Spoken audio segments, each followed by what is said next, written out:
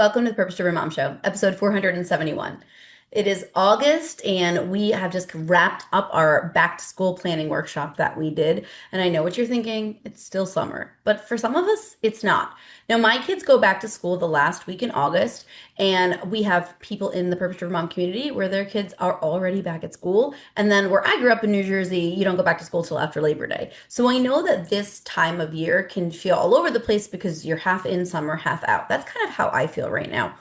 By the time this goes out, okay, so I'm recording this and it's still June because I'm batching ahead because my kids they have a couple more weeks of camp and then they're done and we'll be home. So I'm trying to record all my episodes early summer so that I can be more present with them. That's kind of, the point of it all. And I'm getting these ones done, but it's June. Thinking ahead to mid-August, I am already not looking forward to going back to school.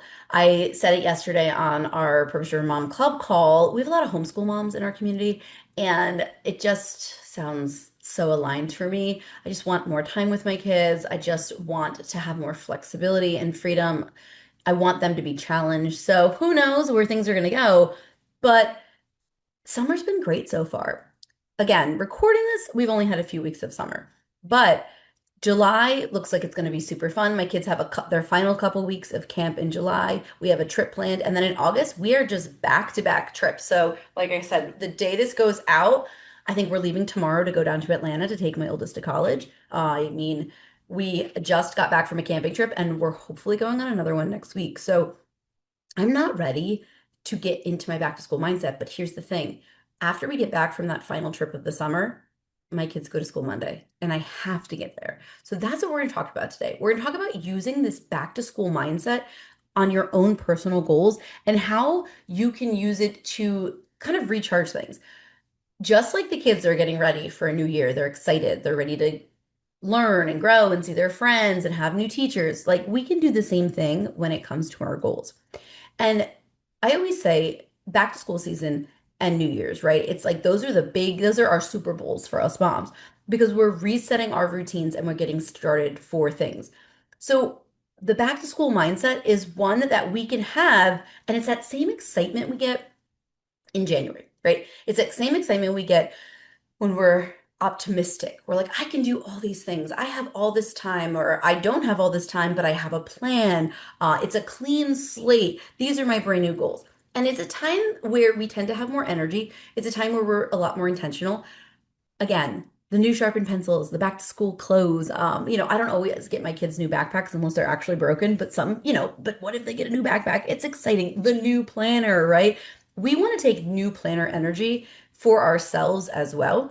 And it's not just about getting the kids excited. It's about resetting your routines post summer. So no matter when your kids are going back to school, if you still have a couple weeks like I do when this comes out, right? So I'll have 2 weeks after this comes out before my kids go back to school.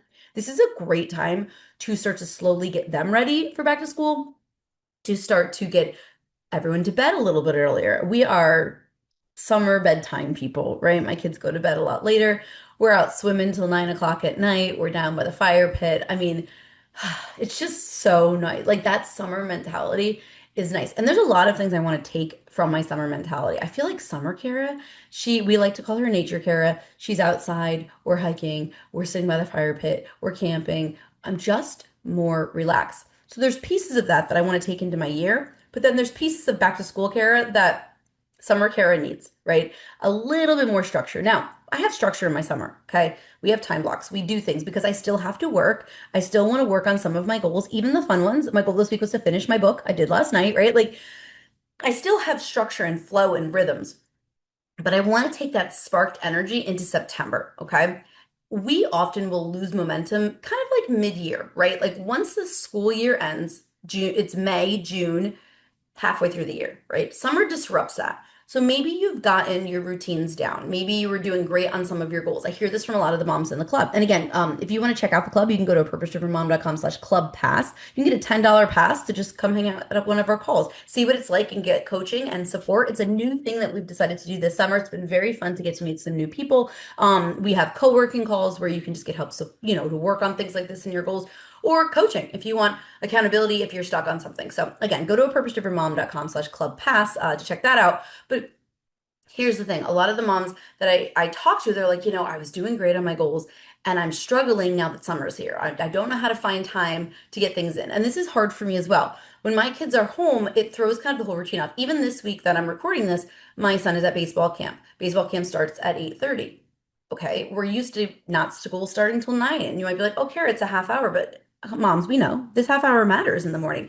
So I have to shorten my workout. You can, if you see me on the YouTube, oh my God, sorry. My daughter's new phrase is like, Mom, everything you do is old timey. If I just called it the YouTube, she would say I was old timey. But if you see me on YouTube, my hair is still wet because I just showered, just letting it air dry. Whereas before, I like to be showered and ready to go. So things get more relaxed. And I hear this from a lot of moms. They struggle, right? They feel guilt of working on their own goals over the summer because their kids are home. They're overwhelmed because we have a pool, right? So it's just like beach towels everywhere and the nightly cleanup. And because we are the house with the pool, we have a lot of friends kind of cycling in and out. I love it, right?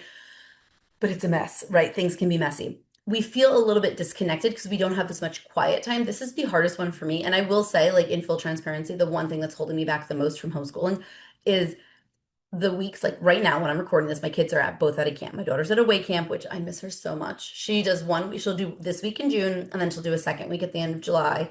And I teared up today. Like I haven't seen that many pictures of her. My house is so quiet. Here's the other thing. If you ever have kids go away camp or to family, you notice which one is the kid, right? My house is so quiet. Because obviously my kids aren't fighting, but also my daughter is a large personality, right? My house is like not that messy. I'm noticing there's so much less picking up that I have to do. I'm like, wait a minute. But anyway, these weeks where they're at camp, like I'm getting work done. But next week, after this, I have 2 weeks. Yep, 2 weeks where they're no camp, where we call it mommy camp. We're here. We're gonna hang out with friends. We're gonna go to the beach. We're gonna go to the pool. We're gonna hang around the house. But mom still has to work. I don't have 2 weeks off. This is what's important, right? It's like I tell my kids, like, I still work. I still have the only day off I have is Thursdays where I don't have any calls. I still have a call Monday, Tuesday, Wednesday, and Friday. Some days, multiple calls, right? So mommy still has to work. So there's no quiet time. And that is the one thing, if I'm honest again, with the homeschooling that like throws me a little bit of a loop is like right now I enjoy this little bit of quiet space. So then when I pick my son up, I can be more present. We'll see. Again, we'll see. But I don't know. I feel a nudge. But I just want you to know, like, it happens to everyone that our goals get thrown off mid-year. Okay. It's totally fine.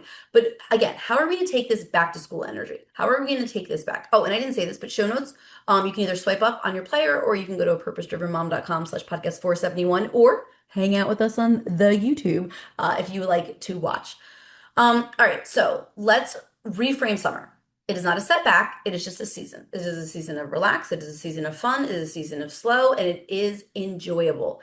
But how can we reignite our goals with this back to school mindset approach starting now? Whether your kids are starting school this week or not, I want you to do it now. I'm gonna give you 5 ways. One is resetting your routine. Right now, I want you to think about how you can rebuild your structure around the school schedule and start now. If you know that you want your kids, so this is something I've been doing all summer. I want my kids to be more independent and have a couple more jobs. Last year, I was putting their book bags away. They would come home, I'd bring the book bags in, I'd empty the lunch boxes, I would do all that. I'm like, my kids can completely do this. They're capable. So over the summer, when they get back from camp, they're in charge of book bags. I'm also going to be adding in a few other things I want to make sure they're doing, making the bed, the laundry, etc. So if there are things that you want to make sure you're doing, start it now with them. If you know that you want to get up in the morning to work out, use that time now, okay? Start to rebuild your structure one time block at a time, okay? And I want you to also just use those anchor points and those time blocks, the bus drop off, right? Lunch pickup, which can we talk about this real quick? If you're like me and you've let your kids stay up later, start shortening that time. My kid's bedtime in the summer is 9:30. Now during the school year, my kid's bedtime is 9. My son doesn't always make it till 9, but we do sports and activities. By the time my daughter gets home from cheer, it's 8:15. She still has to shower. She's gonna eat something because she just was at the gym for 2.5 hours, right? Like, and this year I think I was looking and her practice time is till 8:30 now. So she used to get done practice at 8 with her other team, and now with this team, it's 8:30. Like that's late for her. So yes, my kids go to bed kind of late, but I want to get back to 9. So what I'm going to do this week is instead of 9:30, I'm just going to go 9:20, right? And then 9:10 and then 9 o'clock. I'm just slowly getting them back in. And I'm also going to do the same in the morning with our wake ups. On camp days, obviously my kids have to get up at around school time. Camp normally starts 8:30, 9 o'clock, which is like school. We don't take the bus, so I don't have to get up extra early for that. But on non-camp days, which is where we're at in August now, we don't have to do that. Now, it's also very challenging for us because we've got three back-to-back small trips planned. So that'll throw everything off, but I'm going to try to get them up a little earlier. Now, my son, he's easy peasy. My dude will get up at 6 a.m. like clockwork. I don't have to worry, but it's my daughter. Again, she's the one. We're dragging her out of bed. So I'm going to start setting some alarms. So think about what you want your structure to be for the school year and start with the routines. If you have an evening routine that you want to do, if you want to start closing stuff out, pick one routine only this week and get started with it the way you would like it to be for school, whether school has started or not. I also want you to revisit the vision that you've made. Now, we make big goals, big plans. We do a lot of planning activities here. So if you haven't written a vision for your year, it's a great time to do it. But I always encourage people to, make their vision for the year. They write out vision statements, things like that. Reflect on that. What still matters? What is still important to you? What do you still want on your plate? And what are you ready to bless and release? And just know you can bless and release. You don't have to hold on to every single goal. Just because you said you want to do something doesn't mean you have to. I'm gonna give you an example. My gardening. Now, if you've been listening for a while, you're gonna be like, Cara, no. I blessed and released the gardening. I wanted to get the garden up. I planted all my indoor seeds. I was ready and good to go. They died when we went away in early May. I never replanted. Nothing ever got out there. The only thing I have out there now is lettuce because I planted it last year. It is what it is. I let it go. It is okay to bless and release certain things. Make a new vision board for the second half of the year. I don't know, when I break my year up into thirds instead of quarters, it works better for me as a mom. Quarters is like how businesses work, thirds is how mom life works. January to summer break to school starting to winter break. Like it's just a lot easier way to look at things. So make a third half of the year. I don't know, that's not the right way to say that. Make a last third vision board, okay? Journal, do a refresh. What do you want? And what do the kids want? Do it as a family. What are some things we want to do before the year ends? What are some areas we want to make sure we're checking the box off? Go back to the goals that you set and ask yourself, are these still aligned? And do I still want to work on them? All right, number three is I want you to break it down, just like school, right? Report card style check-ins for yourself. If you've never read the book, The 12-Week Year, by Brian Moran, I'm spacing. I think that's the right author. I really recommend it because it talks about instead of looking at the whole year at a time, it's like how can we kind of compartmentalize? So look at your last third. What do you want your report card to be at the end? I want you to start creating little check marks and objectives. Now, I was a special education teacher for 9 years. I have my master's in education, but I was in reading, but I was in the classroom as a special education teacher. So IEPs, progress monitoring, it's all my jam, right? I want you to make yourself objectives, which is something that I like to do. They're like monthly mini goal check-ins. I always am checking in every week. How is my goal? Where am I at? The reason I've been able to stick with so many routines this year, I worked on a lot of routines and I've made them stick very well this year. And part of it is because I've been checking in weekly. I use Trello to do that, but check in on yourself every week, every month, right? Think of it like a syllabus, okay? School energy, okay? What's the steps? What are all the things? What are the tasks you need to do? What are the deadlines? Now, here's the thing, Mom, that I don't think we do enough of is giving ourselves deadlines on our own personal goals. We will often meet external deadlines easily, right? Somebody needs something for me, the paperwork is due, all those things. When it comes to stuff that we would like to do, the things we would like to do just for us, we don't do it. We don't put deadlines on it. We don't give ourselves objectives. We just say we'll do it one day. And then everyone needs us, more things happen, and one day becomes the next, okay? I want you to break your goals down, and I want you to give yourself some mini weekly check-ins. I also want you to create a little system or a workspace. Again, your kids have a desk. What do you have? Now, if you're homeschooling, I am curious what your setup looks like, but I'm sure you have something where kids do the schoolwork, where the school supplies are, things like that. Do you have those things organized? Just a side note, wait, we're on YouTube, right? So I'm gonna just turn the camera. I think you can see. Let me make sure. This is behind me. I'm showing my office. So if you're on YouTube, you can kind of see it. There we go. Welcome back. This is how we keep our supplies organized. I will say a couple things. One, I hired a professional organizer, a good friend of mine, a few years ago, and she did this for me. Two, it's mostly my Girl Scout supplies, and my kids use it for their own supplies. So I wouldn't say like we don't have literally like a Michaels and a Staples in my house like this, but it looks like we do. Do you have those things set up for yourself? Not only for your kids, do they have their no, I got to do homework, where can I find the scissors type of a system, but what about you? If I'm doing my meal prep, what system do I have? If I'm working on a goal for myself and it's exercise, like this is also my gym. So it's like, do I have my stuff mapped out over there? Work on making sure that you have a place where you also can track your goals. I have a couple whiteboards. So wait, we're on YouTube and in my office, so I'll show you. I have this big calendar here, and then I'm going to flip you this way. That's my workout stuff. I have that big whiteboard there. I use those to track my goals, and I use Trello.